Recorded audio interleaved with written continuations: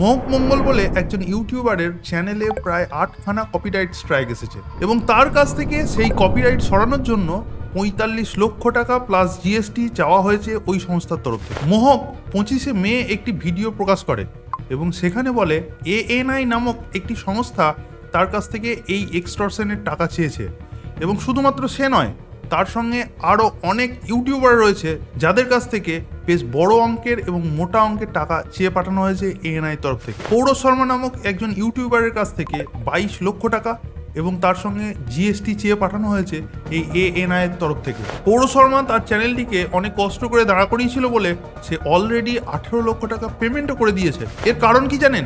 এর কারণ হচ্ছে তারা তাদের ভিডিওতে ওই ANI এর কোনো 5 সেকেন্ড বা 7 সেকেন্ডের একটি ক্লিপিংস ব্যবহার করেছিল। মহক তার ভিডিওতে আরেকটি কথা বলেছেন, কোনো আরেকজন বড় ইউটিউবারের কাছ থেকেও প্রায় 50 লক্ষ প্লাস জিএসটি দাবি করেছে এই ANI। उन्होंने कहा कि हम तो चैनल डिलीट करवा देंगे अगर आपने ये पैसे नहीं दिए। अब मुझे बताओ, क्या ये हफ्ता वसूली की तरह नहीं है?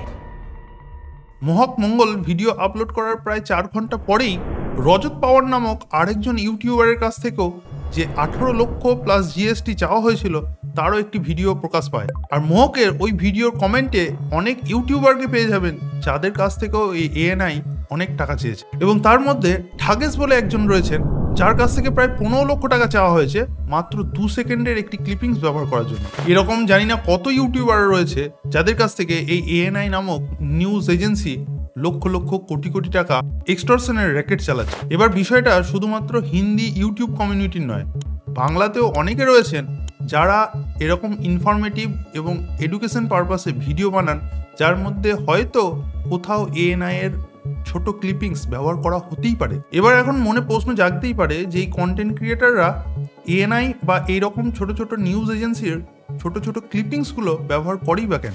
ধরুন এই দেশের কোনো একটি প্রান্তে কোনো একটি ছোট্ট ঘটনা বা বড় কোনো ঘটনা ঘটলো, যেমন মোদিজি কোনো একটি সময় একটা লাইভ স্পিচ দিচ্ছে, তাহলে কোনো কন্টেন্ট ক্রিয়েটারের সেই জায়গায় পৌঁছানো কখনোই সম্ভব নয়।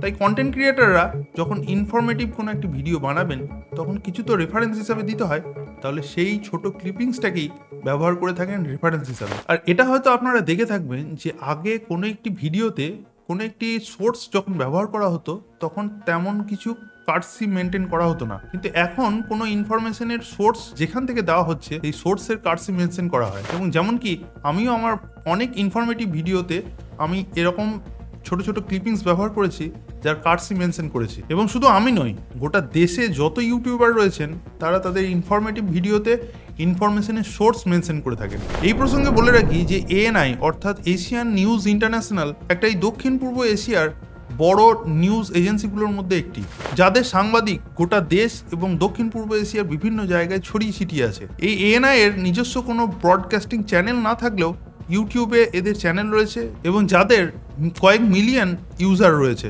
ভারতবর্ষে বড় বড় মিডিয়া হাউসের সাংবাদিকরাও যেখানে পৌঁছতে পারে না সেইখানকার খবর এরা কালেক্ট করে এবং সেই সমস্ত খবরগুলিকে ওই বড় বড় মিডিয়া হাউসকে এই ANI প্রচুর টাকার বিনিময়ে বিক্রি করে এবং সাবস্ক্রিপশন প্ল্যান সমেত বিক্রি করে। মহক মঙ্গল, পৌরজ শর্মা, রজত পাওয়ার বা ঠাগেস এদের অনেকেই রয়েছেন যারা কেন্দ্র সরকারের কোনো একটি নীতির সমালোচনা করে ভিডিও বানান, কিন্তু আবার কেউ কেউ রয়েছেন যে যাদের এই রাজনীতির সঙ্গে কোনো সম্পর্কই নেই। এবার অনেকেই ভাবতে পারেন যে রাজনৈতিক প্রতিহিংসাবশত এই সমস্ত ঘটনাগুলো হয়তো ঘটে চলেছে, কিন্তু এটা বলে রাখি যে ANI যখন কংগ্রেসের সময় ছিল তখন কংগ্রেসের চাটুকারিতা করেও তারা খবর করেছে এবং 2014 সালের পর থেকে যখন কেন্দ্রীয় সরকারে বিজেপি ক্ষমতায় এলো তখন বিজেপির কাছেও তারা চাটুকারিতার অনেক নিদর্শন দিয়েছে। শুধুমাত্র ঘটনাটি এখানেই সীমাবদ্ধ তা নয়, আমাদের মধ্যে অনেক কন্টেন্ট ক্রিয়েটার রয়েছে অন্য কোনো কন্টেন্ট ক্রিয়েটারকে রোস্ট করে বা কোনো রকম ঘটনার এক্সপোজিং ভিডিও বানায়, তাহলে সেক্ষেত্রে অবশ্যই তাহলে অন্য কন্টেন্ট ক্রিয়েটারের ছোট ক্লিপিংস ব্যবহার করা যেতেই পারে এবং সেটা অবশ্যই ইউটিউবের কমিউনিটি গাইডলাইনের ফেয়ার ইউজের মধ্যেই পড়ে। কিন্তু তারপরেও যদি যাকে রোস্ট করা হচ্ছে সে যদি কোনো রকম ফেক কপিরাইট ক্লেম করে দেয় তাহলেও কিন্তু বাঁচার কোনো রকম রাস্তাই থাকে না। তার কারণ হচ্ছে ইউটিউবের কাছে গোটা বিষয়টাই লিগ্যাল, কিন্তু যদি মোরালি দেখা হয় তাহলে বিষয়টা খুবই অমানবিক হয়ে দাঁড়ায়। তাই আমরা যারা ইউটিউবে কন্টেন্ট ক্রিয়েটার আছি তাদেরকে প্রত্যেককেই সচেতন থাকতে হবে যে এই রকম কোনো সুবিধাবাদী ব্যক্তি বা সংস্থা আমাদেরকে যেন ফাঁদে না ফেলতে পারে।